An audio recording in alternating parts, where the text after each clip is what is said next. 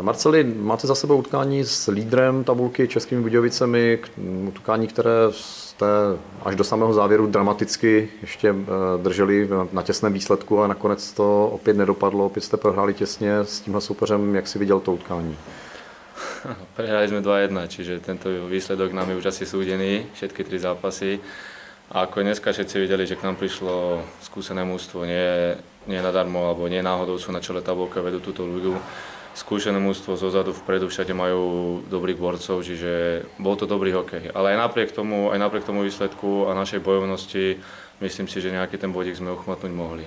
Vzhľadom na to, že sme teraz 2 zápasy, ťažké zápasy Pšerov a vám proste získali plný počet bodov, tak veril som si celé mužstvo, že nejaký ten bod dneska môžeme uchmatnúť. Podarilo sa.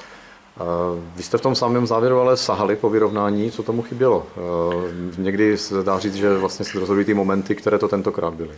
No, hlavne bolo dôležité, že sme ubránili oslabenie, 5-minútové oslabenie a zostávalo nám 3 minúty do konca a rozhodca nám umožnil hrať presilovku 5-3. No, sami ste videli, jak to dopadlo. Išli sme tam, myslím si, že skúsení hráči, ktorí by sme mali využívať takéto presilovky, ale dopadlo tak, ako dopadlo. Mali sme tam 1, možno 2 strely, sami sme sa vyhodili z tretiny a úplne sme to pobabrali. To utkání mělo trošku netradičně rozložený hrací čas, protože zhruba po 11 minutách byla nařízena přestávka kvůli výměně rozbitého tvrzeného skla. Autorem střely, která ho rozbila, si byl ty. Jak si viděl ten moment? Smiali sme sa s chalami, lebo zrovna ráno na rozkorčľovaní sa takisto rozbilo sklo na druhej strane a vravel som akurát chalanom, že ešte som túto sezónu nevidel, že by sme rozbili plexisklo a im príde zápas a rozbije môj áno. Tam mala byť strela na bránu, možno by bol gól. No. Podařilo sa ti to už niekdy v utkání? Už áno. A hlavne toto sú staré plexiskla, ktoré už moc toho nevydržia a majú nejaký ten bočík za sebou, čiže to ani tak nešlo o strelu.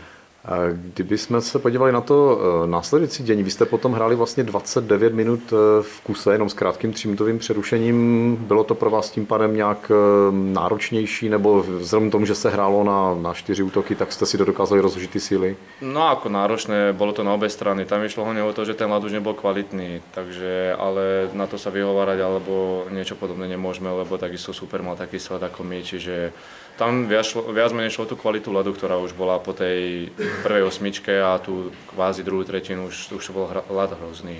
Takže, ale obě strany sme mali rovnaké podmienky. Vy máte před sebou teďka docela dlouhé volno, tím, že si překládáte zápas a pak vás čekají 3 venkovní utkání během 4 dnů. S jakými výhledy, jestli teda už se nějak takhle ohlížíte, nebo ze strany trenérů už máte nějak nastíněn ten plán, s jakým jako takovým plánem do toho jdete, do tohohle období? Tak v prvorade teraz si zatrénujeme a spravíme si 2-3 dní voľna, oddychneme, dáme hlavy dokopy a hlavne psychicky si oddychneme, myslím si, že fyzicky sme na tom dobré. A od nedele sa začneme pripravať na ten trip, ktorý bude ťažký trip, 3 zápasy vonku ťažké, ale napriek tomu ideme síce hrať von, ale v momentálnej, neviem, že v forme, ale momentálnej taktike a ako predvádzame ten hokej, ktorý není až tak hrozný, by sme nejaký ten bodík domov doniesť mali. Netrúfim si povedať koľko, ale určite niečo donesieme. Děkuji za rozhovor a přeji, ať se zvenku teda nějaké body podaří přivést. Ďakujem pekne, díky.